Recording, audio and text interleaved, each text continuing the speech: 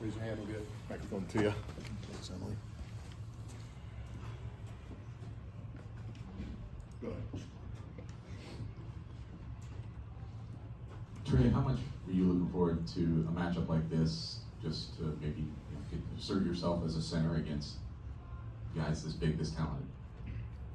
To be honest, I didn't think about it that much. I guess I think about it more now. I mean, obviously Queen's a really good player. Reese has been a really good player for a while now in the Big Ten. So I guess it was cool to battle against some really good big guys. Braden, there was a stretch in the second half where I think Trey had 10 in a row and you had some space to make a couple of those threes. Did something open up? Did something you did kind of create them in some sort of matchup advantage for you guys that things opened up for you and Trey? Yeah, I think it's just our everyday offense. Like if I come off a ball screen and I have my shot, I have it. If they overcommit to me, then I'm gonna hit Trey on that. And obviously Trey has shown and proven that he's a great player to either make that read and kick it out to 40% plus shooters, or to make that little floater that he shoots all the time. So I mean, we trust him, and that's what I told him. I mean, he missed some bunnies that he normally makes, and he should have had 40.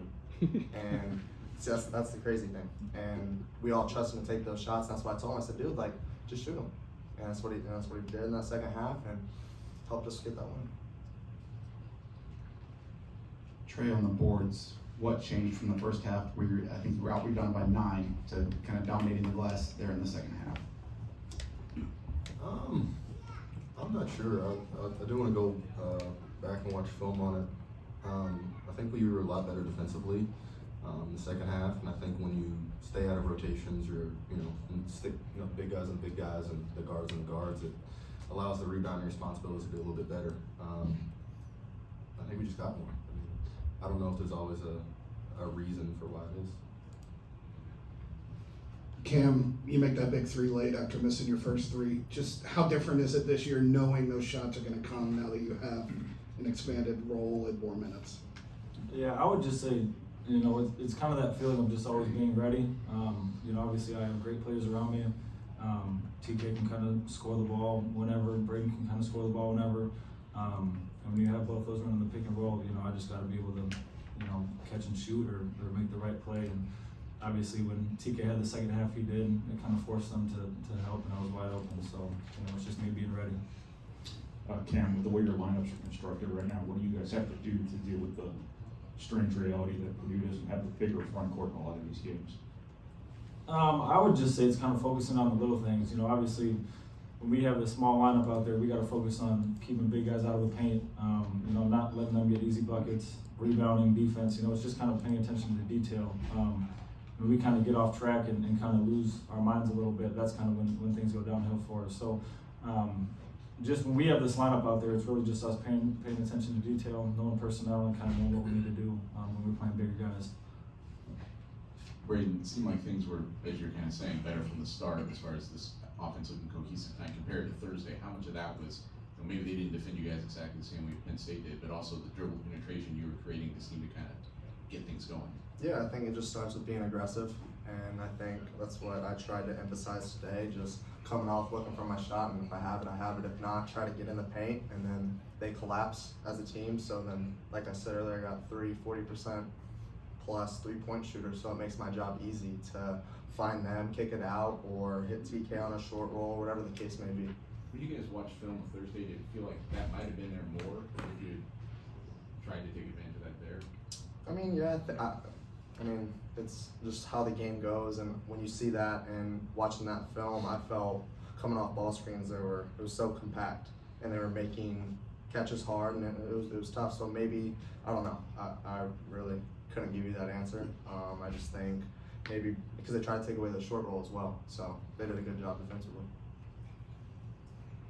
Cam, so much of your role is hunting the opportunities and just taking advantage of them when they come. How have you had to learn that? Because obviously, I assume that wasn't your role in high school, so what's been a learning curve on that role? Yeah, it's not really all about me, and I've kind of realized that. I play with players that are, who I think are the best in the country, but ultimately I play for Purdue. So, Coach Painter says it all the time that, we got to do what's best for Purdue. So, that's me playing my role, doing it to the best of my ability, and my role can change any night. You know, obviously with different matchups, whatever it is, I just gotta be ready to go out there and execute my role to the best of my ability. Trey, what are kind of the keys to you being so effective in the press break there as the last guy who's kind of gets the ball in the middle and then has to make the right pass to attack the press? Yeah, just throwing it to open people. To be honest with you, I mean, if you're covered, don't throw it to them. If they're open, throw it to them.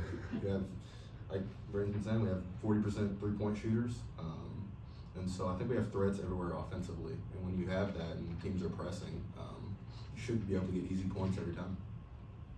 Anything else? So, last one. Braden, in the first half, I think you guys had a lot of good looks that just didn't go down. The threes weren't going down. You missed a lot of bunnies, like you said. Did it feel like at halftime to be down 5, you were in a pretty good situation given the shot selection you were getting? For sure. I mean, we live with those. I mean, Coach Painter says it all the time, take good shots and don't get mad about missing them, because the good shots are going to go in. He's a big believer in playing percentages, and it worked out itself and showed you in the second half that we were able to finally make a couple shots and hit the shots that we normally do. Anything else?